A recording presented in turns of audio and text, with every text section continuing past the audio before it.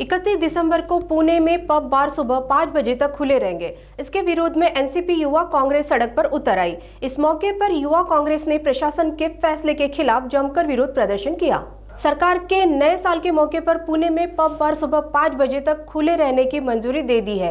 सरकार की ओर से एक दिन के लाइसेंस के साथ पार्टी करने की अपील की गई थी, लेकिन अब एनसीपी युवा कांग्रेस के प्रशासन ने इस फैसले का विरोध किया है। एनसीपी की ओर से गुडलक चौक पर विरोध प्रदर्शन किया गया। इस दौरान प्रशासन के खिलाफ नारेबाजी कर विरोध जताया गया। एनसीपी आज पुणे में कई जगहों पर विरोध प्रदर्शन कर रही है।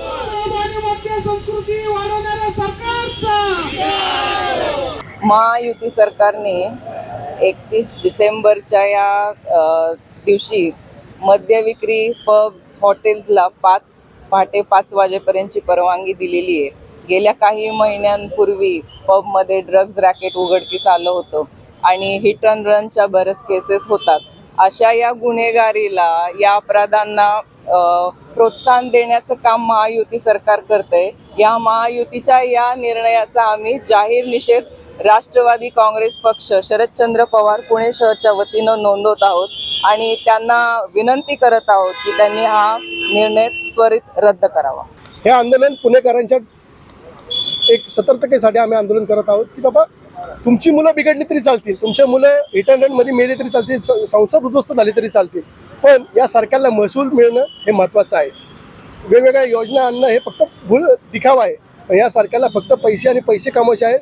त्याकरता युवा पिढी ही बरबाद झाली तरी चालेल, पण त्यांना महसूल मिळायचं, त्याकरता हे आमचं प्रतिकात्मक आंदोलन आहे। पुणे महाराष्ट्र हे संस्कृतीचं माहेरघर आहे। पुण्यामध्ये परदेशातून, बाहेर राज्यातून विद्यार्थी शिकायला येतात आणि हे महायुतीचं सरकार पहाटे 5 वाजेपर्यंत पब आणि हॉटेल्सला परमिशन देते। त्यामध्ये दारूचं प्रमाण आहे।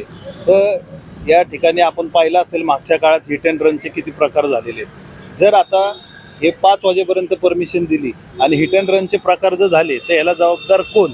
तर महायुती सरकारच असणार। तर आम्ही महायुती सरकारचा आज या ठिकाणी राष्ट्रवादी युवककडनं पुणे शहराच्या वतीने आम्ही तीव्र शब्दात निषेध व्यक्त करत आहोत।